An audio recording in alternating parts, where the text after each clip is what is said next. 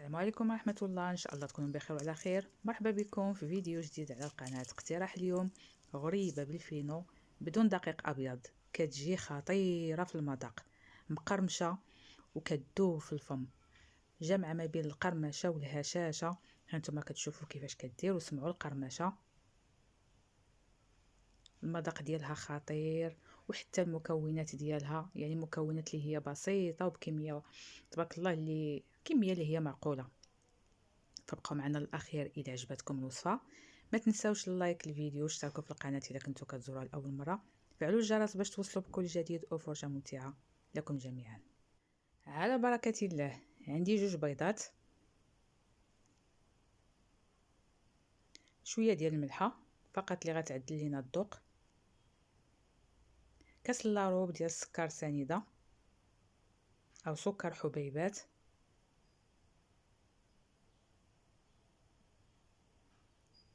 كيس من الفاني،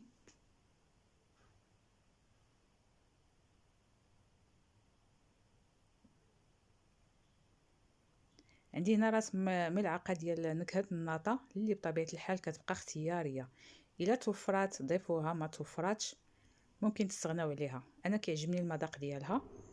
ممكن ديروا القليل من قشور الحامض اللي كيعجبهم هاد المذاق ديال الحامض، ديروا قشور الحامض اولا قشور البرتقال. انا فضلت انني نخليها هكذا بهذا المذاق. نحلو شويه البيض مع السكر، وهنا غادي نضيف كاس ديال زيت المائده والعبار دائما بالكاس ديال العنبه، ونخلطوا الكل حتى كيتغير لينا شويه اللون ديالو. دائما ملي كنخلطوا البيض مزيان مع السكر والزيت فكنتحصلوا على واحد النتيجه اللي هي يعني مرضيه. الحلوه كتجي مهويه وتجي يعني مزيانه. وعندي هنا كاس ديال الكوك او جوز الهند. صراحه اي نوع ديال الكوك توفر عندكم. انا فحال هاد الحلاوي يعني من غير تزيين كنبغي الكوك يكون ميدم، فما توفرش عندي الميدم، استعملت الكوك ناشف، فالنتيجه كانت هي هذيك يعني مزيانه.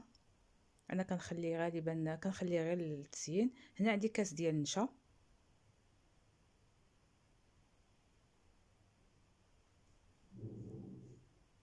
ونحاول ندخل هذا الكوك والنشا في هذا الخليط هذا. بالنسبه للنشا فكيعطيه واحد الخفه اللي صراحه خطيره. نعرفوا اي حلوه فيها اضافه ديال النشا ولو كاس ولا نصف كاس فراه كتجي خفيفه وكتجي فيها واحد القرمشه اللي كتكون متميزه. فندخلوها مزيان، ندخلو مزيان مع الكوك، ومن بعد غادي نضيف كاسين ونصف ديال الفينو، يعني السميد الرطب، ماشي السميده اللي كنحضروا بها البسبوسه ولا الحرشه، الفينو اللي هو السميد الرطب. هنا عندي واحد النوع، يعني تحت واحد النوعيه ديالو اللي هي نوعيه جيده، تيكون مسمد وزوين. الا بغيتو السميه ديالو قولوها لي في التعليقات ونكتبوا لكم. جوج كيسان ونصف العبار ديال الكاس ديال العنبه، ما يعادل 300 غرام. صافي نحاولوا ندخلوه بشويه بشويه. وهنا غنضيف جوج اكياس ديال خميره الحلويات، كل كيس كيوزن 8 غرام، يعني عندنا 16 غرام ديال خميره الحلويات. وردوا البال الا كانت فيها دوك الكويرات فضروري ما نغربلوها. بعض المرات كتكون الباكيه كامله يا اما فيها الكويرات يا اما مزيانه، فهذه ما كانتش فيها دوك الكويرات فضفتهم مباشره. صافي نحاولوا اننا نضيفوا الخميره يا اما في الاخير يا اما ملي كنضيفوا نصف الكميه ديال الفينو، من بعد كنضيفوا الخميره باش تعطينا نتيجه اللي هي مرضيه. وهنا كندخل الدقيق شويه بشويه كما كتشوفوا، راه ما كان يعني ما نحاولوش اننا نضغطوا عليها بالاصابع بحال اللي كنعجنوا العجينه ديال الخبز، فقط كنحاول انني نخلطها بهذا الشكل كما كتشوفوا، ونكمل الكميه ديال الدقيق اللي عندي.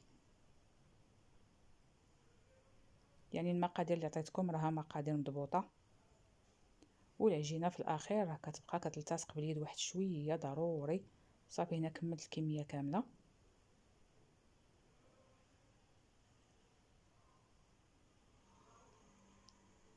كنضيفو بشويه بشويه. بعض المرات يكون الحجم ديال البيض يعني صغير ولا كبير، ربما ما تدخلش لينا الكميه كامله، ولكن كتبقى العجينه راه يعني مهم انها ما تكونش ثقيله. نعرفوا الفينو راه تيشرب. هانتوما كتشوفوا القوام ديالها كيف داير، يعني ساهله انها نشكلوها وخفيفه واحد شويه. صافي غادي نوجد اللاطه ونشعل الفران، وهنا غادي ندوز باش نكورها. يعني الوقت اللي جمعتها يعني غترتاح غير واحد شويه، يعني غير واحد الدقائق. هنا غادي ناخذ كويره يعني الحجم اللي بغيتو. بالنسبه لي انا راني كبرتها شويه، بغيتها تجي شويه كبيره، فانتم ديروا الحجم اللي يناسبكم. وردوا البال راها يعني كتنفخ. ديروهم شويه يكونوا متباعدين، ما تقربوهمش، يعني راه فيها جوج ديال الخمارات. وندهنوا يدينا بشويه ديال الزيت، ضروري ما ندهنوا انها هي كتلتصق. ونحاولوا اننا نبسطوها واحد شويه براحه اليد كما كتشوفوا، ماشي نقرصوها ولكن نديروها في راحه اليد باش كتعطينا تبقى من الفوق، يعني تبقى مقوسه هكذا، ما تكونش بلا، بهذا الشكل كما كتشوفوا. صافي وكنبقى مستمره حتى نكمل الكميه كامله اللي عندي. تبارك الله عطاتني لاطه ونص، يعني هاد الكميه ديال 2 كيسان ونص ديال الفينو راه عطاتني الخير والبركه.